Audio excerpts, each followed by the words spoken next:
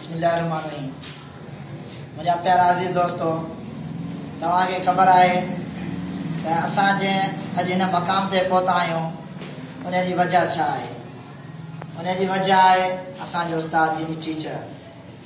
छो त असांजा माउ पीउ असांखे लाहे करे फर्श ते आणींदा आहिनि ऐं इहो ई उस्ताद असांखे पढ़ाए लिखाए ऐं मुआशरे में मोकिलींदो आहे ऐं पोइ मुआशरे में असां माण्हुनि सां ॻाल्हाए सघंदा आहियूं, उन्हनि सां हली सघंदा आहियूं।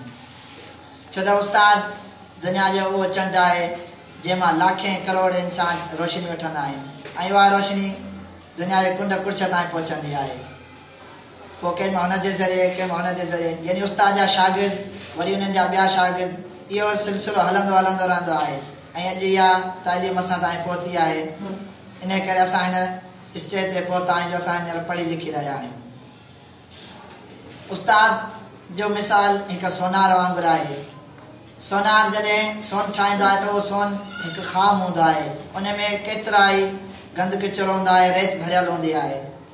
छो त इहो ख़ाम माल जॾहिं ईंदो आहे त उन जी एतिरी क़ीमत न आहे हूंदी ऐं उस्ताद इहो सोनारो उनखे साफ़ करे हिकु नगीनो ठाहींदो आहे जेको तमामु क़ीमती हूंदो आहे। त उस्ताद जो मिसाल ईअं आहे, जॾहिं असां उस्ताद वटि ईंदा आहियूं त असां में जाम बुरायूं हूंदियूं आहिनि, शरारतूं हूंदियूं आहिनि।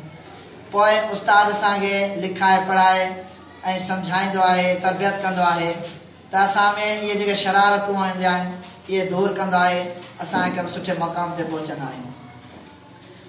तरबियत ऐं तालीम इन्हनि ॿिन्ही जो यानी वॾो लाॻापो आहे। छो त तरबियत खां सवाइ तइलीम नथी अची सघे ऐं तइलीम खां सवाइ तरबियत नथी अची सघे। असां उस्ताद जो एतिराम कंदासीं, उस्ताद जो अदब कंदासीं, यानी इन तरबियत खे वठी करे असां तइलीम हासिल करे सघूं था। अगरि असां में तइलीम न तरबियत न हूंदी त असांजे तइलीम हासिल करण जो को मक़सदु न हूंदो। इहा तइलीम असांखे को अॻिते हली फ़ाइदो नथी पहुचाए सघे। मगर इन तरबियत सां गॾोगॾु असां तइलीम खणंदासीं, इन तरबियत खे वठी हलंदासीं त इन उस्तादनि जी दान जे ज़रिए, इन तरबियत जे ज़रिए ऐं इन तइलीम जे ज़रिए असां हिकु सुठे मक़ाम ते पहुची सघूं था।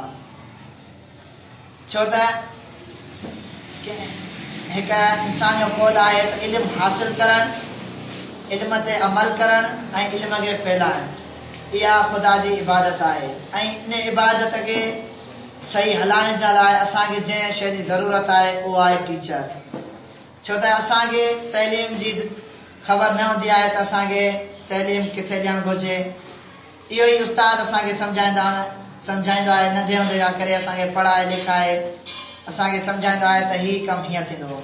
छो त माउ पीउ जॾहिं असांखे सेखारींदा आहिनि त सिर्फ़ु चंद लफ़्ज़ हूंदा आहिनि जेके असां घर में ॻाल्हाए सघंदा आहियूं, खाइणु पीअणु उथणु वेहणु, पर जेके मुआशरे में असां अल्फाज़ ॻाल्हाईंदा आहियूं उहे असांखे उस्ताद सेखारींदो आहे। त उस्ताद जी इज़त करणु, इहो माउ पीउ यानी उस्ताद असांजो रूहानी पीउ आहे। ईअं न आहे त तव्हांजो अगरि पीउ को बुरो कमु करे त तव्हां हुनखे बुरो नथा चओ, छो त उहो तव्हांजो पीउ आहे। जॾहिं टीचर तव्हांखे लिखाए पढ़ाए थो पोइ तव्हां हुनजी ॻाल्हि ते अमल नथा करियो, ईअं सम्झो तव्हां पंहिंजे पीउ जी नाफ़रमानी करे रहिया आहियो। त उस्ताद जी ॻाल्हि ते अमल कबो ऐं उस्ताद जूं दुआऊं वठिबियूं, पोइ इहा ई तइलीम असांखे अॻिते हली सुठो फ़ाइदो ॾेई सघे थी। हज़रत अलीअ जो कौल आहे त जंहिं मूंखे हिकु हर्फ़ सेखारियो त उहो मुंहिंजो उस्ताद आहे ऐं आउं हुनजो ग़ुलाम आहियां ऐं हू मूंखे विकिणी सघे थो। ॾिसो, ग़ुलाम उस्ताद जी एतिरी हैसियत ॿुधाई आहे हज़रत अलीअ त हू मूंखे विकिणी सघे थो ऐं हुन जे अॻियां कुझु नथो चई सघां। यानी हिकु हर्फ़ सेखारण वारे जी एतिरी अहमियत त जेको उस्ताद असांखे नंढपण खां वठी करे हेतिरो असांखे पढ़ाए थो, लिखाए थो, सम्झ ॾिए थो, त असां हुनजी इज़त न करियूं त इहो तमामु गंदो अमल आहे। उस्ताद शागिर्द खे न पढ़ाए, शागिर्द उस्ताद वटि न पढ़े ऐं पोइ बि उन्हनि में शागिर्दी उस्ताद जो तालुक़ु रहे, इहो नथो थी सघे। उस्ताद इहो ई चाहींदो आहे त जेको इल्मु मूं वटि आयो पंहिंजे शागिर्दनि खे ॾियां।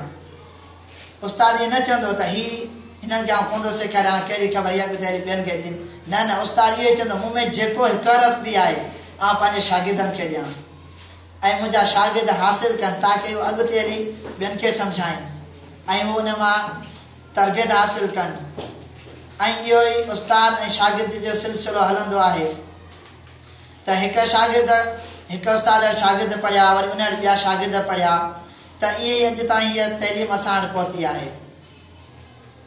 त इहा हिकु ख़ुदा जी इबादत आहे त असांखे इल्म ते अमल करणु घुरिजे, पोइ इन इल्म के ॿियनि वटि फैलाजे। बस दोस्तों, मैं आपको यही गुजारिश करना चाहता हूँ कि आप उस्ताद की इज्जत करें और उनके बातों पर अमल करें और आप दूसरों को समझा सकें, क्योंकि आप उस्ताद की इज्जत करेंगे तभी आप आगे चल पाएंगे।